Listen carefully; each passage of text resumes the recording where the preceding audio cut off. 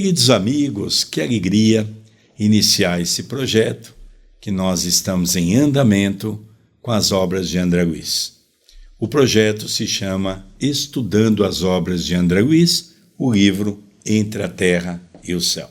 Hoje, para nossa alegria, estaremos estudando o primeiro capítulo. Cada programa será um capítulo. Esse livro foi dividido em 40 capítulos. Nós vamos entender uma trama envolvendo 3 reencarnações do mesmo Espírito. E nós vamos ver a importância da prece, a importância de servir, a importância da mudança do coração. É um livro magnífico. E você sabe que esse projeto tem como organizador Sérgio Vilar e André Luiz Querini Vilar. Queridos amigos, nós vamos estudar o primeiro capítulo em torno da prece. Mas antes disso, tudo bem com você, André Luiz? Tudo bem, querido Sérgio, que alegria iniciarmos o segundo vídeo consagrado a este estudo e rogamos aos benfeitores amigos, aos bons espíritos que possam nos intuir nesta responsabilidade imensa que é interpretar uma obra de André Luiz. Nós vamos então iniciar o primeiro capítulo em torno da prece. No Templo do Socorro, e aqui tem uma mensagem que diz que é uma instituição da cidade espiritual em que se encontra o autor. Essa nota é do próprio autor espiritual, André Luiz. O ministro Clarencio comentava a sublimidade da prece e nós o ouvíamos com a melhor atenção. Todo desejo, dizia convincente, é manancial de poder. A planta que se eleva para o alto, convertendo a própria energia em fruto que alimenta a vida. É um ser que ansiou por multiplicar-se. Mas todo petitório reclama quem ouça. Interferiu um dos companheiros. Quem teria respondido aos rogos sem palavras da planta? Então, aqui nós percebemos, André Luiz, neste templo consagrado ao estudo, com o ministro Clarencio, aquele mesmo ministro que a pedido da mãe de André Luiz foi socorrê-lo no umbral. Ele é um dos 12 ministros que formam o Ministério do Auxílio da cidade de Nosso Lar. É um espírito que traz consigo uma docilidade e um entendimento imenso. Será uma alegria ouvi-lo, ouvir as suas ponderações, ouvir os seus conselhos. E aqui ele começa, no primeiro parágrafo, ele nos fala a respeito da prece. É interessante que André Luiz utilizou a prece no momento em que a maioria dos brasileiros eram católicos. E a prece, até hoje, ela é muito confundida com oração, com reza. A prece é o termo correto quando nós paramos alguns minutos do nosso dia para elevarmos o nosso pensamento a Deus, o nosso Pai. Por isso que Allan Kardec colocou o título do último livro, Coletânea de Preces Espíritas. Aqui nós vemos eles falando sobre a prece. Então, o que Clarencio nos fala? Que o desejo, ele é uma alavanca poderosíssima, ele cria. Estamos falando da prece, eu não estou falando aqui do desejo sexual, não estou falando aqui do desejo alimentar, eu estou falando, para não estendermos muito o comentário, divagarmos muito e fugirmos da proposta, unicamente da prece. A prece, independente se é espírita, católica, muçulmana, de onde for, budista, ela é ouvida. O que tem que conter numa prece é um único ingrediente, o amor. Se vai ser na linguagem católica, espírita, umbandista, na linguagem... não importa. Prece é prece em qualquer lugar. Se eu vou chamar Deus de Alá, se eu vou chamar Deus disso ou Deus daquilo, o que Deus está menos preocupado é o nome que eu dou para ele. O importante não são as palavras. O importante é o modo que aquilo sai de mim. Nesse primeiro parágrafo ainda, ele faz um comparativo com o fruto, que a mãe natureza, a árvore, ela se esforça imensamente rogando intimamente a oportunidade de dar lume, vida aos seus filhos. Como era uma assembleia de perguntas e respostas, um dos participantes pergunta quem seria o responsável por ouvir e responder às rogativas desta mãe árvore, já que ele deu o exemplo da árvore. Mas nós poderíamos aqui pegar o exemplo de nós, os humanos. Quando eu faço um pedido a alguém, no plano espiritual, estou num momento de fé, de fervor, de adoração, peço por um familiar internado, peço por um filho desviado, peço por um amigo alcoólatra, peço por um vizinho drogadita, essa prece é ouvida por quem? Essa prece sai do quarto em que eu estou, penetra em outros lugares, ou não, ou depende da fé de cada pessoa, do merecimento de cada pessoa, da convicção de cada pessoa. Essa foi a pergunta. Só que como Clarencio usou o meio da natureza, este jovem também que questionou, também utilizou a natureza para questionar quem viria ativar esta ação. Porque a prece é uma ação e reação. A ação é eu falar, através de uma prece. A reação é o meio em que eu estou repercutindo, reverberando aquilo que eu havia pedido. Interessante também, André, nós analisarmos, quando estudamos em O Livro dos Espíritos, os seres orgânicos e inorgânicos, nós vamos ver que a natureza dos seus 4 reinos tem um que é inorgânico, é o reino mineral. Os outros 3 reinos, o vegetal, o animal e o hominal, eles são orgânicos, eles têm órgãos. Dessa maneira, eu fico imaginando se nós temos dificuldade de entender o que é uma prece e qual é o efeito da prece diante das leis naturais que nos cercam. Agora nós vamos ver Clarencio dizer para todos nós que até as plantas, os animais têm as suas proteções e o seu contato divino. E é por isso que alguém pergunta como é que pode uma planta fazer alguma rogativa. E agora nós vamos ver a explicação de Clarencio. O venerando orientador respondeu tranquilo: a lei, como representação de nosso Pai Celestial, manifesta-se a tudo e a todos, através dos múltiplos agentes que a servem. No caso a que nos reportamos, o Sol sustentou o vegetal, conferindo-lhe recursos para alcançar os objetivos em que se propunha atingir. Aqui, André, nós já vamos ver novas informações, não é? Eu, com sinceridade, gostaria até de dizer ao nosso querido telespectador as dificuldades que às vezes nós temos até de entender tudo isso, porque também somos limitados, apesar de procurar estudar bastante. Mas, por exemplo, ele diz aqui que o que dá vida e a ação para as plantas é o sol. Nós desconhecemos qual é a função do sol, por exemplo, entre os meios vegetais, animais e hominais.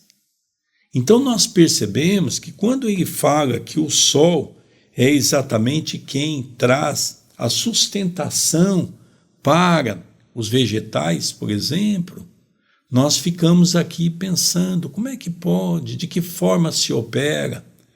Lógico que esse é um embrião que é trazido ao homem para que nós possamos, com o depassar dos séculos, irmos desvendando todas as leis divinas, mas para isso nós temos que entender coisas primordiais, por exemplo, a importância da prece, que nós ainda não temos noção exata do que vem a ser.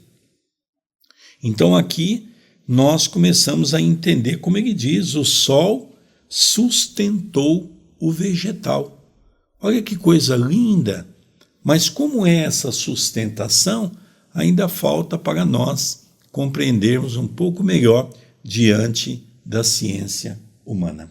E, imprimindo significativa entonação, a voz continuou: em nome de Deus, as criaturas, tanto quanto possível, atendem as criaturas.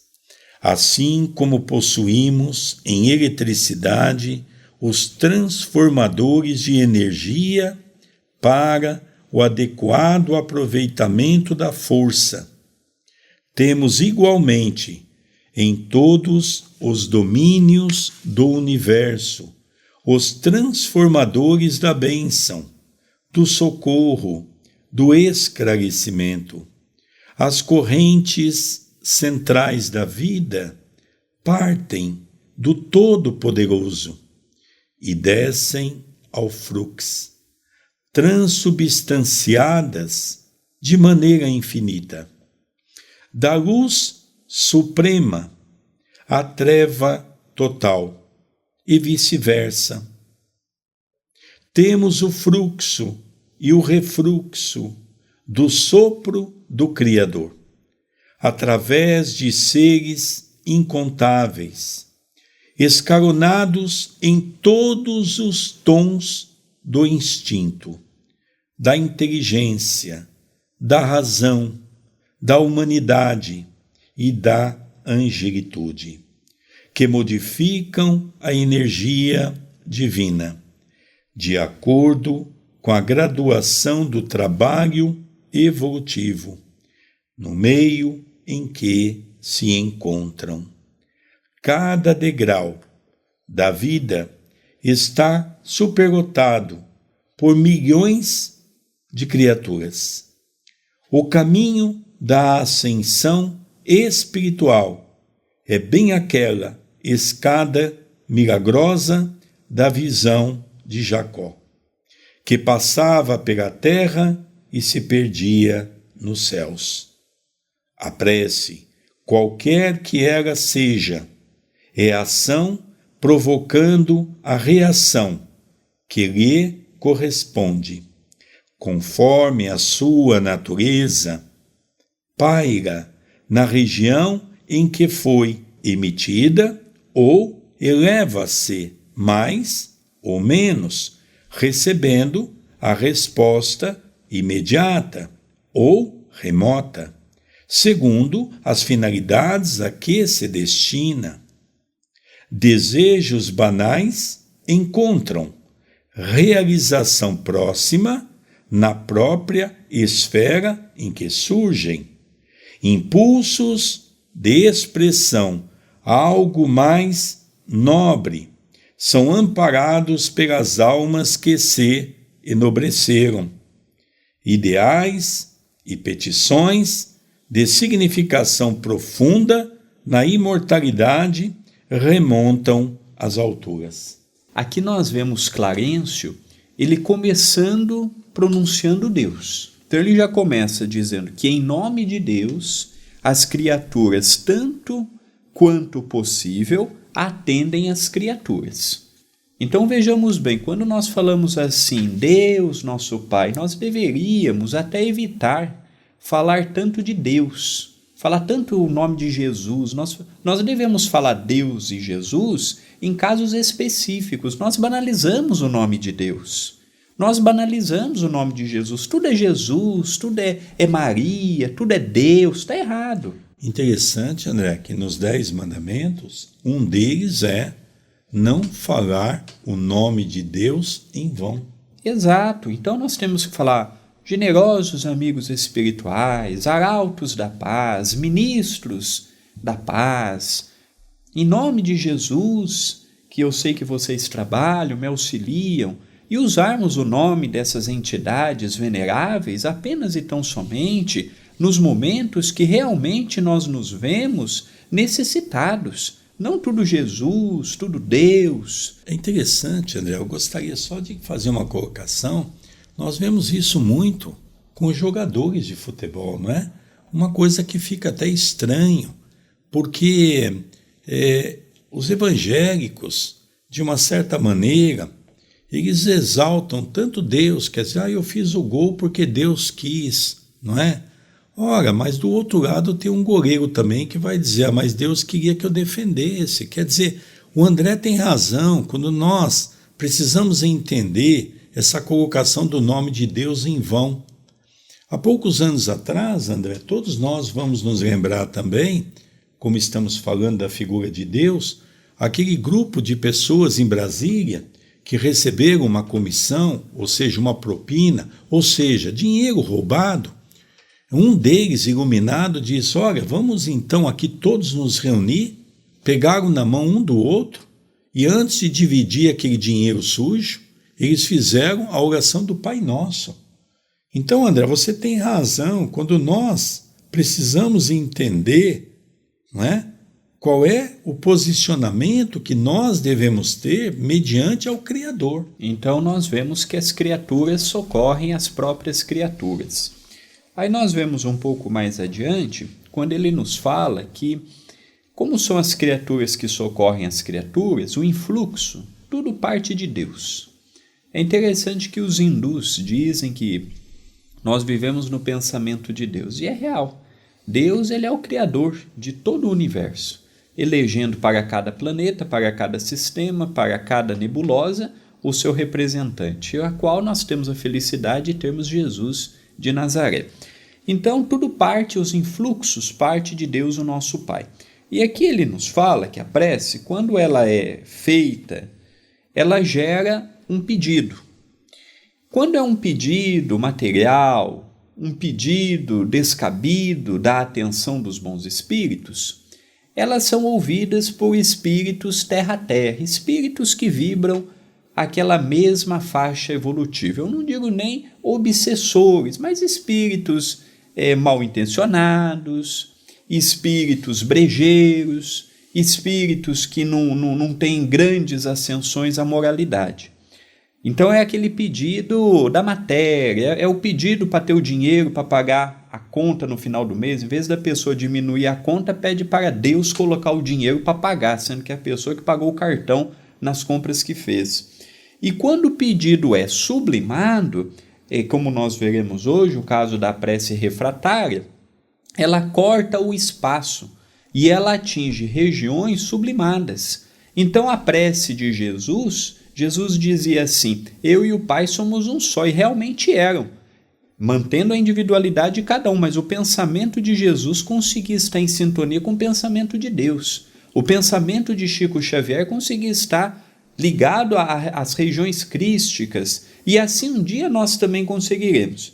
Mas a prece, como qualquer ato sublime, tem que ser rompido o petitório infundado, o petitório mesquinho do dinheiro, o petitório mesquinho da sensualidade, o petitório mesquinho daquelas situações que esse não brigue com aquele. Não, cabe a nós, na prece, pedirmos a força, a coragem, o entendimento, o bom ânimo e a visão. Então essa parte em especial que nós vemos de Clarencio é muito bonita, mostrando para todos nós a força que uma prece tem quando é feita com amor, com carinho, e uma prece medíocre que não sai sequer do ambiente em que nos encontramos. Então nós percebemos também, André, antes de nós darmos continuidade, ele fala de uma coisa muito interessante, para que nós pudéssemos reparar que assim como possuímos em eletricidade os transformadores de energia.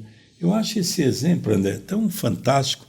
Eu, há pouco tempo atrás, quando nós estávamos terminando o núcleo Chico Xavier, a segunda parte, nós tivemos que colocar um poste, porque estávamos usando a outra rua. E é interessante que quando eu fui pedir energia, eles pediram para mim fazer um detalhamento mais ou menos do que ia de equipamentos dentro dessa construção. E eu perguntei, mas por quê? Ele diz, porque nós precisamos ver se o transformador que está na rua vai comportar o uso que você vai ter, porque já tem outras casas tem outra instituição, que é uma escola pública. Então nós temos que ver, porque se for o caso, nós temos que colocar um transformador mais potente. Olha que interessante, André, a visão já na década de 50, André Luiz mostrando para todos nós, trazendo a ideia do espírito de Clarencio, esse espírito de alta envergadura, mostrando que quanto mais nós tivermos um poder de prece sincera, mais nós vamos atingir regiões mais altas.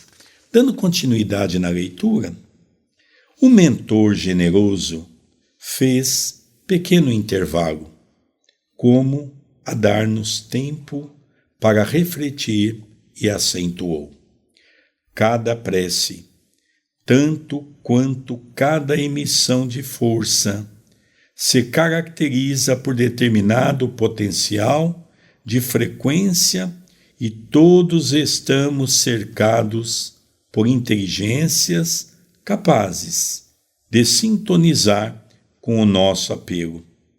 À maneira de estações receptoras, sabemos que a humanidade universal, nos infinitos mundos da grandeza cósmica, está constituída pelas criaturas de Deus em diversas idades e posições. No reino espiritual, compete-nos considerar igualmente os princípios da herança.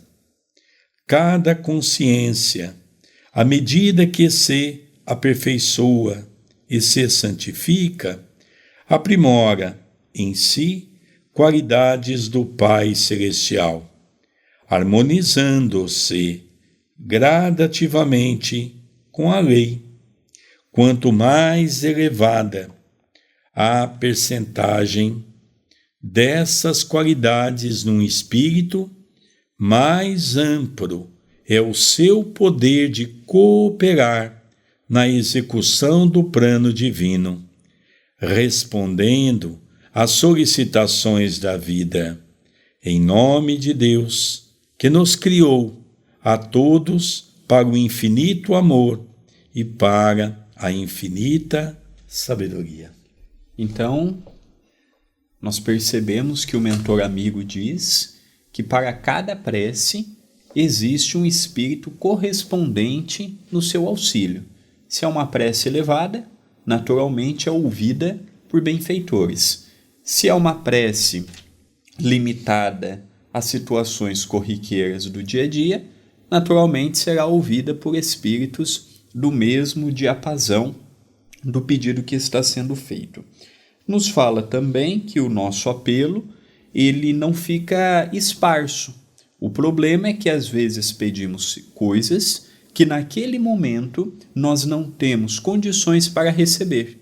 E isso pode levar a muitas pessoas a imaginar: Deus se esqueceu de mim, Deus não gosta de mim, Deus ajuda este ou ajuda aquele e não me ajuda, Deus não ouviu as minhas preces. Não é questão de ouvir ou não ouvir. Não é questão de ter colocado fé ou não. É questão de que a nossa visão, quando estamos encarnados, é uma visão muito imediatista. Eu olho agora, sofro de ansiedade, sofro de depressão, sofro do transtorno do pânico, sofro com o que vai acontecer e pode não acontecer. Isso é da criatura humana quando está nesta dimensão. E é natural que quando nós façamos uma prece, nós já logo coloquemos uma carga emocional elevada e quando não somos correspondidos naquilo, já logo imaginamos que as nossas preces não foram ouvidas. E não tem nada a ver com ser ouvidas ou não. Uma coisa é eu pedir, outra coisa é a espiritualidade analisar o meu petitório e dar correspondente ao que naquele momento eu vou conseguir ingerir de informações salutares. E também nos fala que quanto mais evoluído for o espírito, mais amplos serão os espíritos que auxiliarão nesse pedido. Então, realmente, a prece é uma escada. Quanto mais degraus eu subir, mais eu conseguirei fazer uma prece sensível, uma prece com sentimentos e dominando aquilo que eu estou pedindo. Do parágrafo anterior, eu deixei uma frase para completar nesse exato momento, mediante a essa colocação que o André acabou de dizer. André Luiz diz para todos nós assim: de acordo com a graduação do trabalho evolutivo, no meio em que se encontram, cada degrau da vida está superlotado por milhões de criaturas. Olha que coisa interessante.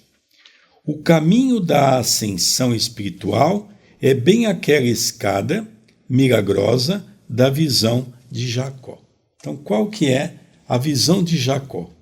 Era uma escada muito grande, aonde em cada degrau estava uma quantidade de espíritos. Essa é a visão que Jacó retrata no Velho Testamento. Por outro lado, nós vemos André Luiz, em uma das suas obras, dizer que o nosso planeta é dividido em 7 esferas. Vamos notar, por exemplo, o umbral, que é acima da crosta. Ele tem um umbral grosso, um umbral médio e um umbral fino. Entre uma dimensão e a outra, existem milhares de subdimensões. Essa escada que Jacó fala, aonde cada um se encontra na sua condição evolutiva. Quanto mais nós vamos nos esforçando, mais nós vamos alcançando poder, e a prece é o grande alimento para a nossa alma, para termos cada vez mais ascensão sobre as nossas atividades. Olha que interessante, André, como a gente vai casando e André Luiz consegue trazer o pensamento, não é, desse espírito fantástico que é Clarencio, para que a gente possa fazer toda essa análise com perfeição. Dando continuidade na leitura, nós vamos ver: quebrando o silêncio que se fizera natural para a nossa reflexão, o irmão Hilário perguntou: contudo, como interpretar o ensinamento quando estivermos à frente de propósitos malignos? Um homem que deseja cometer um crime estará também no serviço da prece? Abstenhamo-nos de empregar a palavra prece quando se trate do desequilíbrio, aduziu Clarencio bondoso. Digamos invocação.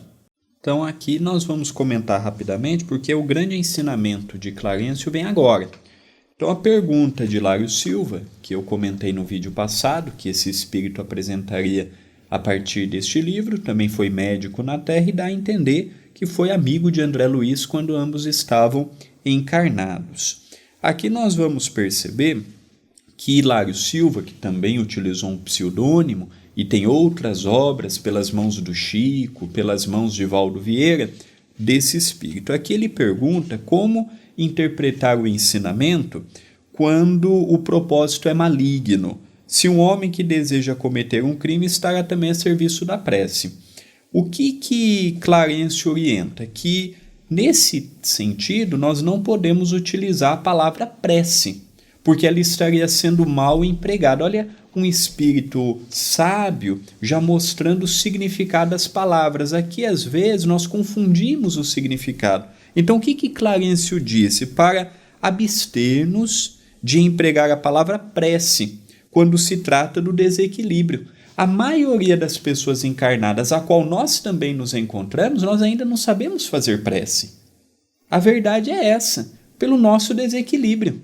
Nós sabemos falar palavras bonitas, mas se eu parar para analisar o que eu pedi no dia anterior, às vezes eu não vou nem recordar. Quando eu não me escondo atrás de uma reza, um Pai Nosso, uma Ave Maria, uma prece de Cáritas, uma oração de São Francisco, Então, o que ele nos diz? Que o desequilíbrio leva-nos muitas vezes a um petitório infundado. E como é um petitório sem uma base moral, não é atendida. Então, o que Clarencio fala? Não podemos utilizar prece quando é um espírito maligno, está prestes a cometer um crime e aquilo não pode confundir as situações. Prece, ela tem uma única finalidade. É o espírito que minimamente tem equilíbrio, para temporariamente os seus afazeres, para elevar o seu pensamento ao Criador. Resumindo, bem resumido, o que é prece. Com tudo que fuja disto, pode ser chamado de qualquer coisa, menos de prece. É interessante, né? Outro ponto também que eu gostaria de estar elencando é exatamente essa questão que ele fala, por exemplo, não é? Do pensamento. Porque o que é a prece? Eu elevar o meu pensamento para atingir regiões e para me consorciar-se a outros pensamentos espirituais que podem me ajudar, não é? Então nós vemos aquilo que é a lei da afinidade. Então nós vamos entender, quando nós temos um propósito de ajudar alguém ou pedir alguma coisa com sinceridade, dentro da nossa condição, nós vamos chamar de prece, porque vamos ser envolvidos com espíritos superiores. Quando nós tivermos no arcabouço daquele momento das nossas interpretações no campo do mal, então ele fala que nós vamos ter como invocação, ou seja, de qualquer maneira é a presença dos espíritos nos envolvendo nesses aspectos. É muito interessante analisar essa questão. Continuando, André Luiz, e acrescentou: quando alguém nutre o desejo de perpetrar uma falta, está invocando forças inferiores e mobilizando recursos pelos quais se responsabilizará, através dos impulsos infelizes de nossa alma. Muitas vezes descemos as desvairadas vibrações da cólera ou do vício e, de semelhante posição, é fácil cairmos no enredado poço do crime em cujas furnas nos ligamos. De imediato, há certas mentes estagnadas na ignorância, que se fazem instrumentos de nossas baixas idealizações, ou das quais nos tornamos deploráveis joguetes na sombra.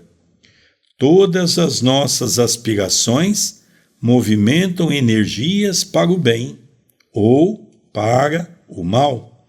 Por isso mesmo, a direção delas permanece afeta a nossa responsabilidade. Analisemos com cuidado a nossa escolha em qualquer problema ou situação do caminho que nos é dado percorrer, porquanto o nosso pensamento voará diante de nós, atraindo e formando a realização que nos propomos atingir, e em qualquer setor da existência. A vida responde, segundo a nossa solicitação, seremos devedores dela pelo que houvermos recebido. Então aqui, quando eu encerrei os meus comentários antes de começar esse parágrafo, nós vemos essa invocação das forças inferiores ou superiores. Então nós percebemos que o pensamento é como se fosse um imã. Ele acaba atraindo para perto de nós exatamente espíritos que estão comungando o mesmo pensamento.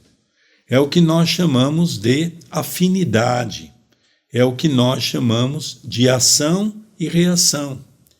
Então nós percebemos que nesse momento, se eu estou imbuído de engendrar uma maldade para alguém, quais são as forças que irão se aproximar de mim?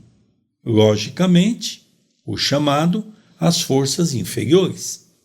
Se eu tiver um pensamento voltado para o bem, em procurar ajudar as pessoas, automaticamente eu estou fazendo um petitório, dos quais Clarencio diz que vai ser a prece, o outro vai ser uma invocação, quando nós estivermos interligados com os espíritos inferiores. Sem dúvida, é ação e reação. A prece, como tudo que nós fazemos no nosso dia a dia, ela gera um movimento e ao nosso entorno gera uma repercussão. Os espíritos que nós nos associamos, os desejos que nós nutrimos. Então aqui nós percebemos a felicidade. A felicidade está em eu conseguir ter esta consciência para não atrair esses espíritos maldosos, esses espíritos que irão todos os dias suscitar em meus pensamentos e em meu coração determinadas sensações, sentimentos e emoções que vão me machucar. Então este equilíbrio, esta serenidade que Clarencio nos fala para termos na prece, sem sombra de dúvida, é fundamental neste momento em que nós estamos passando. A prece precisa evoluir. A prece precisa ser dado a responsabilidade que ela é. A prece como nós fazemos hoje é totalmente diferente do modo que Jesus ensinava 2000 anos atrás. Hoje nós nos fechamos muito nas palavras, nos exemplos exteriores e esquecemos do principal, que é o sentimento, que é aquilo que flui do nosso pedido, é aquilo que sai do nosso desejo, é aquilo que corresponde com a nossa verdadeira natureza. A prece, quando nós aprendermos a realizá-la, será uma das maiores alavancas que um cristão terá para ter um dia de paz, um dia de serenidade, um dia de luta sim, mas um dia de forças renovadas para poder vencer as adversidades que hão de surgir no cotidiano. Por que André Luiz está falando e retratando as palavras de Clarencio? Exatamente porque nós estaremos vendo tudo isso. O pensamento engedrado no mal, pensamento engedrado no bem, quais as consequências, quais os espíritos envoltos, quais as companhias. Então, as histórias que nós vamos ler ao longo desse livro dá um pouco essa noção daquilo que Clarencio vem dizer para todos nós no dia de hoje. Dando continuidade em André Luiz. O ministro sorriu, benevolente, e lembrou: estejamos convictos, porém, de que o mal é sempre um círculo fechado sobre si mesmo, guardando temporariamente aqueles que o criaram, qual se fora um quisto de curta ou longa duração, a dissolver-se, por fim, no bem infinito. À medida que se reeducam as inteligências que a eles se aglutinam e afeiçoam, o Senhor tolera a desarmonia, a fim de que, por intermédio dela mesma, se efetue o reajustamento moral dos espíritos que a sustentam, de vez que o mal reage sobre aqueles que o praticam, auxiliando-os a compreender a excelência e a imortalidade do bem, que é o inamovível fundamento da lei. Todos somos senhores de nossas criações e, ao mesmo tempo, delas escravos infortunados ou felizes tutelados. Pedimos e obtemos, mas pagaremos por todas as aquisições, responsabilidade e princípio divino a que ninguém poderá fugir. Então aqui ele faz um arremate, já que o restante do capítulo vai ser uma pessoa pedindo auxílio a Clarencio. Então nós percebemos neste fechamento ele falando que o Senhor tolera o mal. é interessante porque nós temos visto gradativamente o mundo sendo convidado a uma nova tolerância, a uma nova forma de pensar. A pandemia que tivemos em 2020 mostrou para todos nós que a importância deste entendimento, não do entendimento espírita, mas do entendimento coletivo. E aí nós percebemos que o mal é permitido para que, através do próprio equívoco, aquele espírito causador do equívoco possa compreender que aquela estrada não é a correta. Isso pode levar séculos ou milênios a espíritos que estão há muito tempo recalcitrantes na maldade. Já vieram de outros planetas, irão para outros, até que um momento ele possa se despertar conscientemente, sem uma imposição, sem uma ingerência naquilo tudo. E o que me chamou a atenção é essa última parte da leitura, que todos somos senhores de nossas criações. Nós vivemos conforme o que criamos e depois temos que alimentar as nossas criações. Às vezes a gente quer muito, aí nós temos que aguentar o rojão. Eu posso pedir tudo o que eu quero, mas eu tenho que entender que o que eu peço volta para mim mesmo. Interessante, né? Vamos notar que aqui vem uma frase de Jesus que complementa bem a sua colocação, que diz para todos nós: todos vós sois deuses, deixais brilhar a luz que está em vosso coração. Sem sombra de dúvida. Então, ele arremata aqui dizendo isso, falando, e ao mesmo tempo, delas quem? Das criações que nós temos. Delas, escravos infortunados ou felizes tutelados. Então, nós percebemos que tudo que eu desejo para o próximo volta para mim. Tudo que eu desejo de bom ou de ruim volta inevitavelmente para mim. Se não no agora, no futuro. Então, o Espiritismo ele é muito claro. Se o católico, o protestante, o ateu, qualquer pessoa, mas nós os espíritas, que temos a bênção de ter uma obra como esta, não nos atentarmos a isto amanhã, imaginando que pode servir para o outro e não para nós. Amanhã, nenhum de nós poderá pretextar ignorância. Nós, os espíritas. Estou falando de um espírita para outro. Não estou falando para um simpatizante nem para uma outra religião. Para nós. Ele nos fala. Nós somos herdeiros da nossa criação. Felicidade nasce quando eu desejo a felicidade para o outro. Tudo contrário retorna também na mesma proporção do meu desejo para mim. E encerro esse comentário dizendo que é parecido com aquele brinquedo bumerangue. Com a forma que eu lanço, com a velocidade que eu lanço, retorna para as minhas mãos. Então é muito interessante e desafiador o conselho que Clarencio está nos dando. Quando ele fala desse momento dos escravos, André, ele coloca duas situações. Os infortunados, que são aqueles que sofrem, colhendo os frutos daquilo que ele mesmo plantou, ou os felizes tutelados, que são aqueles que vivem uma felicidade falsa, temporariamente, estão tutelados ao pensamento de alguém e, de repente, eles começam a perceber que amanhã o sofrimento vai vir de maneira cruel. Dando continuidade, nesse instante, uma jovem, de semblante calmo, penetrou no recinto e, dirigindo-se ao nosso orientador, falou algo aflita. Irmão Clarencio, uma de nossas pupilas do quadro de reencarnações, sob suas diretrizes, pede socorro com insistência.